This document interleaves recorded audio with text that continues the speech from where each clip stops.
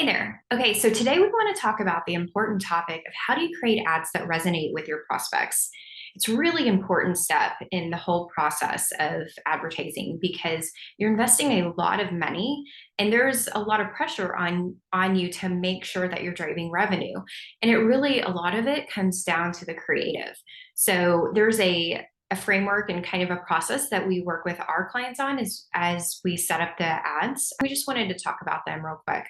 So before you get into actually physically sitting down and ready to create the creative, there's some groundwork that you need to do to make sure you have all of the data, the information, and the right insights to start putting your ads together. So in the first step of kind of doing your due diligence, there's certain questions that you want to ask yourself and go get your answers to.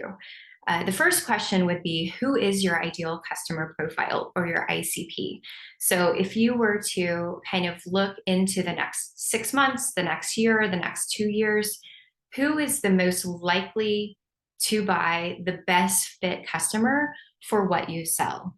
So make sure you're super clear on that. And often it's there could be, it could be one that you're super focused on. Very often there's two or three that you're going to list as your primary customer.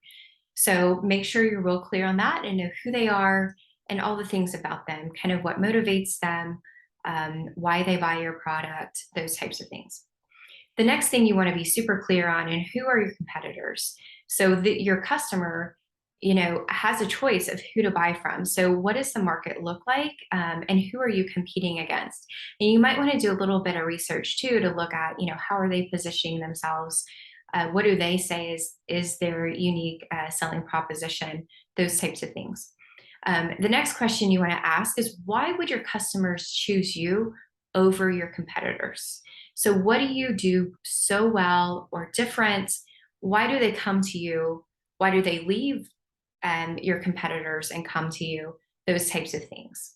The next thing to look at would be, as you think about your customers and you think about your business and you think about why they buy from you, think about what problems do you solve for your customers, and how does that solution impact their life or their business.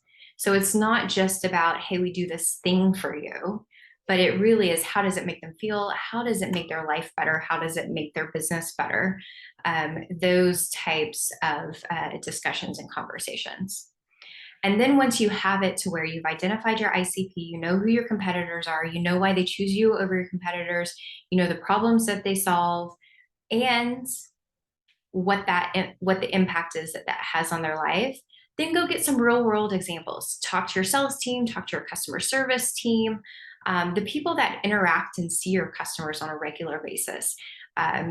Get some customer stories and find out, we really did this for our customer. We really came through for them, or we really, they were looking for this, they were struggling with this, we were able to come through and provide them with this, and this happened because of it. Get some of those real world examples.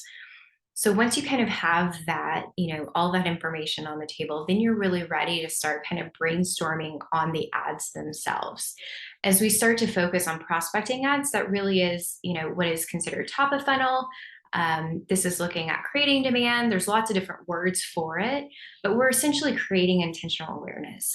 So we know who our customer is and where to find them on the different platforms. So we get that set up, and then we want to make sure we have the right ads or messaging that resonates with them.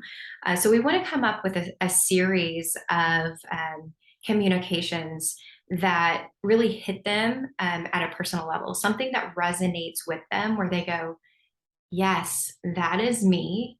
And okay, I need that. Or let me look a little bit further because this might be something that could help me. So that's kind of the response that we're wanting to create, is to create that, oh yeah, that's me moment. So how do you do that? So once you have your information and you've done your research, really pull out, what are the maybe the 3 top problems that your company solves through your products and your services. So go through and just take it step by step and do, okay, problem 1. Let's state the problem. let's state the frustration that this problem creates. And then what is the solution that we provide that, solves this problem, alleviates the frustration? And then what is the feeling of the customer or the business situation once the solution is in place? And then what is the call to action that we want them to take? So walk through this framework with the first problem, and then think of 2 creative ways that this could be executed. This could be carousels, this could be videos, but come up with a couple different ways that you could say the same thing, so that you can test in different creatives against themselves. And then walk through the next problem and say, okay, problem 2, state the problem. What is the frustration that it causes? What is the solution we provide? What is the feeling or experience that they get after the solution is in place? What is the call to action? What are a couple different creatives that we could use to communicate this problem solution feeling scenario? So go through that and come up with 3 problems, and then you'll end up with 6 different creative executions at the end of that. And so once you have that done, then you feel like you really have a campaign going here from a prospecting standpoint. The next step is really to plan the execution.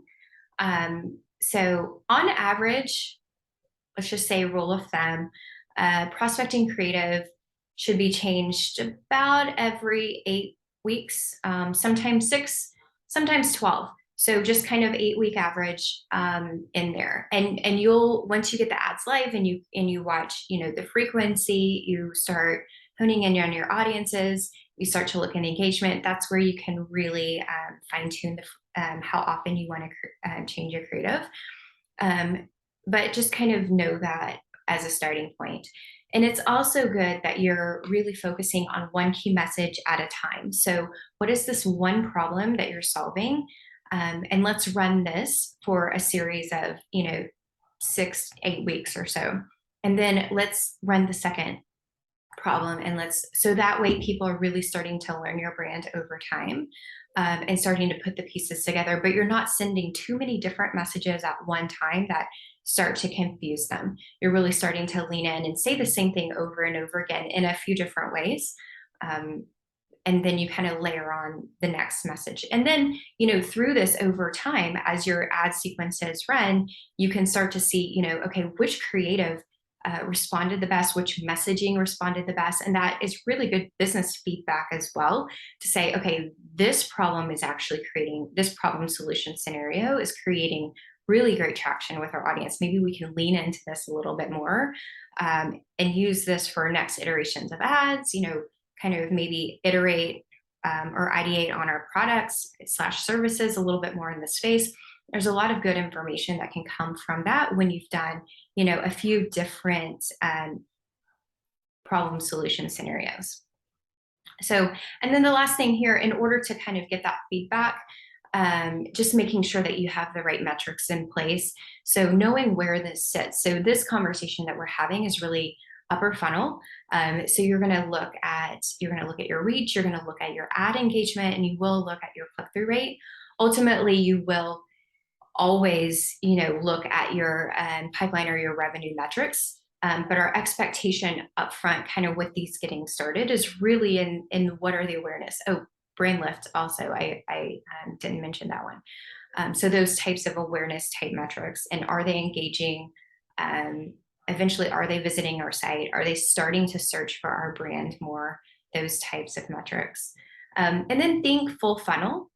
So as somebody starts to become aware of you, as they start to pique interest, what are the things that they would want to know about you? And those are some of the creatives that you'll want to start layering in a more remarketing sense. So, what is it like to work with you? Or, why should they buy your product? What are some key features? Those types of things. And it's really good to talk to your sales and customer teams to see what are some top questions that they have, what are their decision-making factors, those types of things that you can start answering in the remarketing sense as you start to put together your whole advertising campaign. But to start, like, really making sure that we have strong prospecting creative that is starting to get in front of our audience and help them know why they should buy, why we impact their life, their business, why are we essentially a non-negotiable that you need to consider because we will make you better. Um, so I hope that's helpful. We actually have a blog written on about this. If you want these steps in writing, you can feel free to check that out as well. So until next time, we'll talk soon.